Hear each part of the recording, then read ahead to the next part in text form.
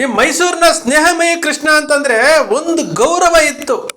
ಈ ವ್ಯಕ್ತಿ ಭ್ರಷ್ಟಾಚಾರದ ವಿರುದ್ಧ ಹೋರಾಟ ಮಾಡ್ತಾ ಇದ್ದಾರೆ.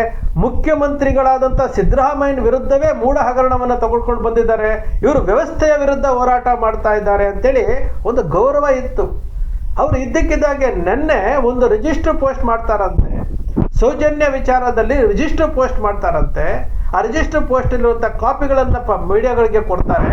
ಮೀಡಿಯಾ ಮುಂದೆ ಹೇಳ್ತಾರೆ ಸೌಜನ್ಯರ ಸೋದರ ಮಾವನೇ ಅತ್ಯಾಚಾರ ಮಾಡಿ ಕೊಂದಾಕಿರೋದು ಅಂತೇಳಿ ಕಲ್ಪನೆಗಳನ್ನ ಮಾಡಿಕೊಂಡು ಊಹೆಗಳನ್ನ ಮಾಡಿಕೊಂಡು, ಅರೇ ಸ್ನೇಹಮಯಿ ಕೃಷ್ಣ ಅವರೇ, 13 ವರ್ಷಗಳಿಂದ ಎಲ್ಲೂ ಹೋಗಿದ್ರಿ ಸ್ವಾಮಿ? 13 ವರ್ಷಗಳಿಂದ ಎಲ್ಲೂ ಹೋಗಿದ್ರಿ? CBI ಕೋರ್ಟ್ ತೀರ್ಪು ಕೊಟ್ಟು 3 ವರ್ಷ ಆಗಿದೆಯಲ್ಲ, ಆ ತೀರ್ಪಿನ ಕಾಪಿ ಪಬ್ಲಿಕ್ ಡೊಮೈನಲ್ಲಿ ಇದೆಯಲ್ಲ, 3 ವರ್ಷದಿಂದ ಇಲ್ಲಿ ಹೋಗಿದ್ರಿ ನೀವು? SIT ತನಿಖೆ ಆಗ್ತಾ ಇದೆ, ಇಲ್ಲಿ ಹೋರಾಟ ನಡೀತಾ ಇದೆ, ಇಲ್ಲಿ ಆರೋಪಿಗಳು ಯಾರು, ಅಪರಾಧಿಗಳು ಯಾರು ಅಂತ, ಇಲ್ಲಿ ಏನು ಚಿನ್ನಯ್ಯ ಬಂದಿದ್ದಾರೆ, ಇಲ್ಲಿ ಮಂಡ್ಯದ ಹೆಣ್ಣುಮಗಳು ಬಂದಿದ್ದಾರೆ ಸಾಕ್ಷಿ ಹೇಳೋದಕ್ಕೆ. ಇಷ್ಟೆಲ್ಲ ನಡೀತಾ ಇದೆ. ನಂದೆಲ್ಲಿಡ್ಲಿ ಅಂತೇಳಿ ಬಂದು ಮೀಡಿಯಾಗಳ ಮುಂದೆ ಮಾಡಿ ಅಟ್ಲೀಸ್ಟ್ ಸ್ನೇಹಮಯಿ ಕೃಷ್ಣ ಅವರೇ ದೂರು ಕೊಡೋದಕ್ಕಿಂತ ಮುಂಚೆ ಅಲ್ಲಿ ಸೌಜನ್ಯ ಮನೆಗೆ ಹೋಗಿ ಅವರ ಕುಟುಂಬದವ್ರ ಜೊತೆ ಮಾತನಾಡಿ ಅಲ್ಲಿ ಏನಾಯಿತು ಏನು ಅನ್ನೋದ್ರ ಬಗ್ಗೆ ವಿಚಾರ ತಿಳ್ಕೊಂಡು, ಇಲ್ಲಾಂದರೆ ವಿರೋಧಿಗಳಿದಾರಲ್ಲ, ಇವತ್ತು ವಿರೋಧಿಗಳಿದಾರಲ್ಲ, ಸೌಜನ್ಯ ಹೋರಾಟದ ವಿರೋಧಿಗಳಿದಾರಲ್ಲ, ಅವರನ್ನಾದರೂ ಮಾತಾಡಿಸ್ಕೊಂಡು ಅವ್ರ ಹತ್ರ ಅದಾದರೂ ಮಾಹಿತಿ ತಗೊಂಡು ಸರಿ ಇದೆಯಾ ತಪ್ಪಿದೆಯಾ ಅಂತ ಹೇಳ್ಬಿಟ್ಟು ಅವಾಗಾದರೂ ದೂರು ಕೊಡಬೇಕಲ್ಲ. ಒಂದು ಹೆಣ್ಣು ಮಗಳ ಜೀವನವನ್ನು ಎಷ್ಟೊಂದು ಅಧ್ವಾನ ಮಾಡಲಿಕ್ಕೆ ಹೊರಟಿದ್ದೀರಲ್ಲ ನೀವು. ಒಬ್ಬ ಸೌಜನ್ಯ ಹೆಣ್ಣು ಮಗಳು ಅತ್ಯಾಚಾರ ಆಗಿರೋದಕ್ಕಿಂತ ಆ ಹೆಣ್ಣು ಮಗಳಿಗೆ ಅತ್ಯಾಚಾರ ಮಾಡಿದ್ರಲ್ಲ ಅವತ್ತು ನೋವಾಗಿಲ್ಲ. ಇವತ್ತು ನಿಮ್ಮಂಥವರು ಅತ್ಯಾಚಾರ ಮಾಡಿರುವಂತಹ ಹೆಣ್ಣು ಮಗಳಿಗೆ ಅವಳ ಆತ್ಮ ವಿಲ್ಲ ಅಂತ ಒದ್ದಾಡೋ ರೀತಿಯಲ್ಲಿ ಮಾಡ್ತಾ ಇದ್ದೀರಿ. ವಿಲ್ಲ ಅಂತ ಒದ್ದಾಡೋ ರೀತಿಯಲ್ಲಿ ಮಾತಾಡ್ತಾ ಇದ್ದೀರಿ. ಒಂದು ನೀತಿ ಬೇಡವೇನ್ರಿ? 13 ವರ್ಷಗಳಿಂದ ಹೋರಾಟ ಮಾಡ್ತಾ ಇರೋರು ಗೊತ್ತಿಲ್ಲ. ಇವತ್ತು ಸಂತೋಷ್ ರಾವ್ ನಿರಪರಾಧಿ ಅಂತ ಬಂತು. ಒಂದು ಕಡೆ ಸಂತೋಷ್ ರಾವೇ ಅಪರಾಧಿ ಅಂತೇಳಿ ಅಜಿತ್ ಹನುಮಕ್ಕನವರು ಜೈಲಿ ಒಳಗಡೆ ಹೋಗಿ ಸಂತೋಷ್ ರಾವ್ನ ಮಾತಾಡಿಸ್ಕೊಂಡು ಅವ್ರಿಗಿರುವಂಥ ಫಿಮೋಸಿಸ್ ಕಾಯಿಲೆಗಳ ಬಗ್ಗೆ ಹೇಳಿ ಅವರು ಥ್ರೆಡ್ ಬೇರೆ ಇನ್ವೆಸ್ಟಿಗೇಷನ್ ಮಾಡಿ ಅವರೊಂದು ರಿಪೋರ್ಟ್ ತಯಾರು ಮಾಡ್ಕೊಂಡು ಭದ್ರವಾಗಿ ಇಟ್ಕೊಂಡಿದ್ದಾರೆ. ಸತ್ಯಶೋಧನೆ ವರದಿ ಮಾಡಿಬಿಡ್ತೀನಿ ಅಂತ ಹೇಳ್ಬಿಟ್ಟು ಏನಾಯಿತು ಮಗಳೇ ಅಂತ ಹೇಳ್ಬಿಟ್ಟು ವಸಂತ ಗಿಳಿಯಾರು ಒಂದು ಸತ್ಯಶೋಧನೆ ಮಾಡಿ ಅವರು ಭದ್ರವಾಗಿ ಇಟ್ಕೊಂಡಿದ್ದಾರೆ. ಎಲ್ಲರೂ ಹೇಳ್ತಾ ಇರುವುದೇನು, ಸಂತೋಷ್ ರಾವ್ ಅತ್ಯಾಚಾರಿ, ಸಂತೋಷ್ ರಾವ್ ಕೊಲೆಗಾರ ಅಂತ ಹೇಳ್ತಾ ಇದ್ದಾರೆ. ಹೌದಾ? ಇಂತಹ ಸಮಯದಲ್ಲಿ ನೀವು ವಿಠ್ಠಲ್ ಗೌಡ್ರು ಸೌಜನ್ಯನನ್ನು ಅತ್ಯಾಚಾರ ಮಾಡಿದ್ದು ಕೊಲೆ ಮಾಡಿದ್ದು ಅಂತ ಹೇಳ್ತಾ ಇದ್ದೀರಲ್ಲ, ಯಾವುದ್ರಿ ಇದು ಊಹೆ?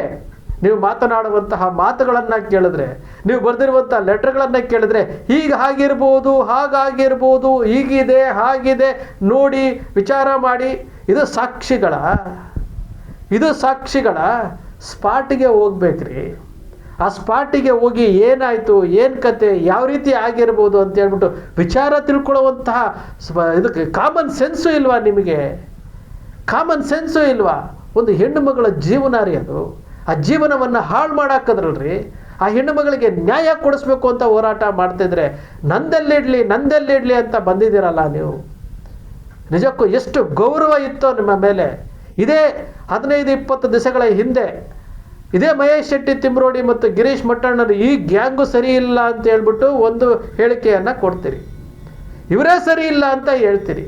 ಈಗ ಇದ್ದಕ್ಕಿದ್ದ ಹಾಗೆ ಬಂದ್ಬಿಟ್ಟು ವಿಠ್ಠಲ್ ಗೌಡ್ರು ಸೌಜನ್ಯ ಅತ್ಯಾಚಾರ ಮಾಡಿದ್ದು ಅಂತಂದರೆ ನೀವು ಏನು ಹೇಳಲಿಕ್ಕೆ ಹೊರಟಿದ್ದೀರಿ? CBI ಕೋರ್ಟು ಅವ್ರು ಹೇಳೈತಲ್ರಿ, 3-4 ಜನಕ್ಕೆ ಹೆಚ್ಚು ಜನ ಅತ್ಯಾಚಾರ ಮಾಡಿದ್ದಾರೆ ಅಂತ ಹೇಳ್ತೀರಲ್ಲ. ನೀವು ಹೇಳ್ತೀರಿ ವಿಠ್ಠಲ್ ಗೌಡ್ರು ಸಂತೋಷ್ ರಾವ್ಗೆ ಲಿಂಕ್ ಮಾಡ್ತೀರಿ, ವಿಠ್ಠಲ್ ಗೌಡ್ರಿಗೂ ಸಂತೋಷ್ ರಾವ್ಗೆ ಲಿಂಕ್ ಮಾಡ್ತೀರಿ, ಸಂತೋಷ್ ರಾವ್ ಸಹಕಾರ ಕೊಟ್ಟಿದ್ದ ಅಂತ ಹೇಳ್ತೀರಿ. ಅವ್ರು ಯಾರೋ ಒಬ್ಬ ಪ್ರವಿ ಪೂಜಾರಿ ಅವನವನು ಹೇಳಿದ್ದ, ಸಂತೋಷ್ ರಾವ್ನ ನೋಡಿದ್ದ ಅಂತ ಉಲ್ಲೇಖ ಮಾಡ್ತೀರಿ. ಏನ್ರಿ ಇದು? ಯಾವುದನ್ನು ಸೇರಿಸ್ತಾ ಇದ್ದೀರಿ? ನಿಮಗೇನಾದರೂ ಪ್ರಚಾರದ ಹುಚ್ಚಿತ್ತ? ಪ್ರಚಾರದಲ್ಲಿರಬೇಕು ಅಂತ ಬೇರೆ ಕೆಲಸಗಳಿದ್ದಾವೆ ನೋಡ್ರಿ. ಸ್ನೇಹಮಯಿ ಕೃಷ್ಣ ಅವರೇ, ಈ ದೇಶ ಭ್ರಷ್ಟಾಚಾರದಲ್ಲಿ ಮುಳುಗೋಗಿದೆ ನೋಡ್ರಿ. ಈ ಮಾಧ್ಯಮಗಳು ದಾರಿ ತಪ್ತಾ ಇದ್ದಾರೆ ನೋಡ್ರಿ, ಮಾತಾಡ್ರಿ. ಮಾಧ್ಯಮಗಳು ದಾರಿ ತಪ್ಪೋಗಿದ್ದಾವೆ, ಅದ್ರ ಬಗ್ಗೆ ಮಾತಾಡಿ. ಶಾಸಕಾಂಗ ಕಾರ್ಯಾಂಗ ವ್ಯವಸ್ಥೆ ಹದಗೆಟ್ಟು ಹೋಗಿದೆ, ಅದ್ರ ಬಗ್ಗೆ ಮಾತನಾಡಿ.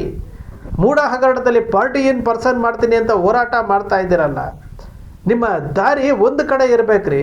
ಇಲ್ಲಿ ಹೋರಾಟ ನಡೀತಾ ಇದೆ, SIT ತನಿಖೆ ಆಗ್ತಾ ಇದೆ, ಸೌಜನ್ಯ ಪ್ರಕರಣವನ್ನು SIT ತನಿಖೆ ಮಾಡಬೇಕು ಅಂತೇಳಿ ನಾವೆಲ್ಲ ಹೋರಾಟ ಮಾಡ್ತಾ ಇದ್ರೆ ನಿಮ್ಮ ಮಧ್ಯದಲ್ಲಿ ಬಂದು ನಂದೆಲ್ಲಿಡ್ಲಿ ಅಂತ ಹೇಳ್ಬಿಟ್ಟು ಒಂದು ದೂರನ್ನು ಕೊಡ್ತೀರಿ. ಯಾಕೆ? ಈ ಮಾಧ್ಯಮಗಳು, ಈ ಮಂಡ್ಯದ ಹೆಣ್ಣುಮಗಳು ಬಂದು ಸಾಕ್ಷಿ ಹೇಳ್ತೀನಿ ಅಂತ ಬಂದಾಗ ಮಾನಸಿಕ ಅಸ್ವಸ್ಥೆ ಅಂತಂದರು. ಚಿನ್ನಯ್ಯ ಹೇಳಿದಾಗ ಅವನನ್ನು ಮಾನಸಿಕ ಅಸ್ವಸ್ಥನ ಥರ ಮಾಡಿದ್ರು. ಸುಜಾತಾ ಭಟ್ ಬಂದಾಗ ಆ ಹೆಣ್ಣುಮಗಳನ್ನು ಮಾನಸಿಕವಾಗಿ ಕುಗ್ಗಿಸಿ ಹಾಳು ಮಾಡಿ ಕೂರಿಸ್ಬಿಟ್ರು. ಯಾಕೆ? ಸ್ನೇಹಮಯಿ ಕೃಷ್ಣ ನೆನ್ನೆ ಆರೋಪ ಮಾಡಿ ಎಷ್ಟು ದಿವಸ ಆಯ್ತಲ್ಲ, ಯಾಕೆ ಸ್ನೇಹಮಯಿ ಕೃಷ್ಣ ಮಾನಸಿಕ ಅಸ್ವಸ್ಥ ಅಲ್ವಾ? ಮತ್ತೆಲ್ಲೋ ಹುಡುಕುತ್ತಿರುವಂತಹ ಕತೆ. ಹೆಡ್ಲೈನ್ಗಳು ಬೇಕಲ್ಲ ನಿಮಗೆ, ಹೆಡ್ಲೈನ್ ಬೇಕಲ್ಲ. ಈ ಹೆಡ್ಲೈನ್ಗಳನ್ನು ಹಾಕ್ಕೊಂಡು ನಿಮ್ಮ TRPಗಳನ್ನು ಜಾಸ್ತಿ ಮಾಡ್ಕೊಳಕ್ಕೆ ಹೋಗ್ಬೇಕು ಅಂತಾರಲ್ಲ. ಇದು ನಮ್ಮ ವ್ಯವಸ್ಥೆ ಯಾವ ರೀತಿ ಇದೆ ಅನ್ನೋದಕ್ಕೆ ಒಂದು ಸ್ಪಷ್ಟವಾದಂತಹ ಉದಾಹರಣೆ. ಎಲ್ಲಿಂದ ಎಲ್ಲಿಗೆ ಲಿಂಕ್ ಮಾಡ್ತೀರ್ರಿ? ನಿಜಕ್ಕೂ ಆ ಹೆಣ್ಣು ಮಗಳ ಆತ್ಮ ಇದೆಯಲ್ಲ, ಸೌಜನ್ಯ ಆತ್ಮ ಇದೆಯಲ್ಲ, ವಿಲ್ಲ ಅಂತ ಒದ್ದಾಡ್ತಾ ಇರ್ತದೆ. ನಿಮ್ಮಂಥವರ ಮಾತುಗಳಿಂದ, ನಿಮ್ಮಂಥವರ ನಡವಳಿಕೆಗಳಿಂದ ಇವೆಲ್ಲ ಬೇಕೇನ್ರಿ ಸ್ನೇಹಮಯಿ ಕೃಷ್ಣ ಅವರೇ? ನಿಜಕ್ಕೂ ಒಂದು ಒಳ್ಳೆಯ ಕಾರ್ಯ ಆಗಬೇಕು ಅಂತಂದರೆ ನೀವು ಆ ಸ್ಪಾಟಲ್ಲಿ ಹೋಗಿ ತನಿಖೆ ಮಾಡಬೇಕ್ರಿ. ಆ ಸ್ಪಾಟಲ್ಲಿ ಹೋಗಿ ಏನಾಗಿದೆ ಅಲ್ಲಿಂದ ತರ್ಚಿರ್ಬೋದು, ಅದಾಗಿರ್ಬೋದು, ಇದಾಗಿರ್ಬೋದು, ಪೊಲೀಸ್ನವ್ರು ತನಿಖೆ ಮಾಡಬೇಕು ಅಂತೇಳಿ ಒಂದು ಸಲಹೆ ಕೊಡೋದ್ರ ವಿಚಾರದಲ್ಲಿ ಏನೆಲ್ಲ ಮಾಡಿಬಿಟ್ರಿ. ನಿಜಕ್ಕೂ ಇಡೀ ಮನುಷ್ಯ ಕುಲ ತಲೆ ತಗ್ಗಿಸುವಂತಹ ಕೆಲಸ.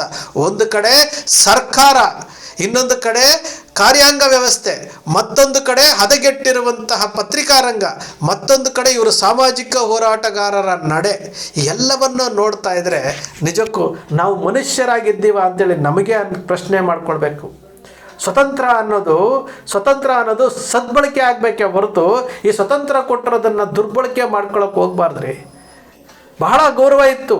ಸ್ನೇಹಮಯಿ ಕೃಷ್ಣ ಏನೋ ವ್ಯವಸ್ಥೆ ವಿರುದ್ಧ ಹೋರಾಟ ಮಾಡ್ತಾ ಇದ್ದಾರೆ ಅಂತ ಬಹಳ ಗೌರವ ಇತ್ತು. ಆದರೆ ಸ್ನೇಹಮಯಿ ಕೃಷ್ಣ ನೆನ್ನೆ ಆ ಲೆಟರನ್ನು ಮಾಡಿ ಆ ಮೀಡಿಯಾಗಳ ಮುಂದೆ ಬಂದು ಹೇಳಿದ ಮೇಲೆ ಗೊತ್ತಾಯಿತು ಈ ವ್ಯಕ್ತಿ ಯಾಕೆ ಈ ರೀತಿ ಆಗೋದ್ರು ಅಂತೇಳಿ. ತನಿಖೆ ಆಗಬೇಕ್ರಿ, ಯಾರೇ ಆಗಲಿ ಏನೇ ಆಗಲಿ ತನಿಖೆ ಆಗಬೇಕು. ಹಾಗಾದರೆ ಸಂತೋಷ್ ರಾವ್ ಅಂತ ಬಾಯಿ ಬಡ್ಕೊಳ್ತಿದ್ರಲ್ಲ, ಇವಾಗ ಇದಕ್ಕೇನು ಹೇಳ್ತಾರೆ? ದಾಖಲೆಗಳನ್ನು ಇಟ್ಕೊಂಡು ಕೂತಿದಾರಲ್ಲ, ಇದಕ್ಕೇನು ಹೇಳ್ತಾರೆ? ಹಾಗಾದರೆ ಸಂತೋಷ್ ರಾವ್ನ ಜೈಲಲ್ಲಿ ಹಾಕಿದ್ರಲ್ಲ, ಇದಕ್ಕೇನು ಹೇಳ್ತಾರೆ? ಮಾತಾಡ್ಬೇಕ್ರಿ. ಹೆಣ್ಣು ಮಗಳಿಗೆ ನ್ಯಾಯ ಸಿಗಬೇಕು ಅಂತ ಹೋರಾಟ ಮಾಡ್ತಾ ಇರುವಂಥದ್ದು, ಹೆಣ್ಣು ಮಗಳಿಗೆ ನ್ಯಾಯ ಸಿಗಬೇಕು ಅಂತೇಳಿ ಜಗತ್ತು ನೋಡ್ತಾ ಇರುವಂಥದ್ದು. ಇಂತಹ ಪ್ರಕರಣಗಳು, ಇಂತಹ ದಾರಿ ತಪ್ಪಿಸುವಂತಹ ಕೆಲಸಗಳಿದಾವಲ್ಲ, ಈ ಕೆಲಸ ಯಾರೂ ಮಾಡಬಾರ್ದು, ಯಾವೊಬ್ಬ ವ್ಯಕ್ತಿನೂ ಮಾಡಬಾರ್ದು. ಮಾಡಿದ್ರೆ ಅವ್ರಿಗೆ ಅವರ ಆತ್ಮವಂಚನೆ ಮಾಡ್ಕೊಳ್ಳಂಗೆ. ನಿಮ್ಮ ಹತ್ರ ದಾಖಲೆಗಳಿತ್ತ, ಪೂರಕವಾದ ಸಾಕ್ಷಿ ಇತ್ತ, ಆ ಸ್ಪಾಟಿಗೆ ಹೋಗಿದ್ರಾ, ಸೌಜನ್ಯ ಮನೆಗೆ ಹೋಗಿದ್ರಾ, ವಿಠಲ್ ಗೌಡ್ರ ಹತ್ರ ಮಾತಾಡಿದ್ರಾ, ಆಪೋಸಿಟ್ ಅವ್ರ ಹತ್ರ ಮಾತಾಡಿದ್ರಾ? ಏನೂ ಇಲ್ಲ. ಟೈಪಿಂಗ್ ಬಂತು, ಟೈಪ್ ಆಯಿತು, ರಿಜಿಸ್ಟರ್ ಪೋಸ್ಟ್ ಮಾಡಿ ಆಯಿತು, ಮೀಡಿಯಾಗಳಿಗೆ ಹೇಳಿ ಆಯಿತು, ನಾನು ಒಬ್ಬ ಅಖಾಡದಲ್ಲಿ ಇದ್ದೀನಿ ಅಂತ ತೋರಿಸಿದ್ದಾಯಿತು. ಸ್ನೇಹಿತರೆ, ನಿಮ್ಮ ಅಕ್ಷರ ಮೀಡಿಯಾ ಅನ್ಯಾಯದ ವಿರುದ್ಧ ಧ್ವನಿ ಎತ್ತುತ್ತೆ. ದಾರಿ ತಪ್ಪುತ್ತಿರುವವರ ಬಗ್ಗೆ ಜಾಗೃತಿ ವಹಿಸಿಕೊಳ್ಳಿ ಅಂತ ಹೇಳ್ತವೆ. ನಿಮ್ಮ ಅಕ್ಷರ ಮೀಡಿಯಾ ಸೃಷ್ಟಿ ಮಾಡೋದಿಲ್ಲ, ಕಲ್ಪನೆ ಮಾಡೋದಿಲ್ಲ, ವಾಸ್ತವದ ವಿಚಾರವನ್ನು ವಿಶ್ಲೇಷಣೆ ಮಾಡುತ್ತೆ. ನಿಮ್ಮ ಅಕ್ಷರ ಮೀಡಿಯಾದ ವಿಶ್ಲೇಷಣೆ ನಿಮ್ಗೆ ಇಷ್ಟ ಆಯಿತು ಅಂದರೆ ಸಬ್ಸ್ಕ್ರೈಬ್ ಆಗಲಿಲ್ಲ ಅಂದರೆ ಸಬ್ಸ್ಕ್ರೈಬ್ ಮಾಡ್ಕೊಳ್ಳಿ. ಪಕ್ಕದಲ್ಲಿ ಕಾಣುವಂಥ ಬೆಲ್ ಐಕಾನ್ ಪ್ರೆಸ್ ಮಾಡಿ, ಶೇರ್ ಮಾಡಿ, ಪ್ರೋತ್ಸಾಹ ನೀಡಿ.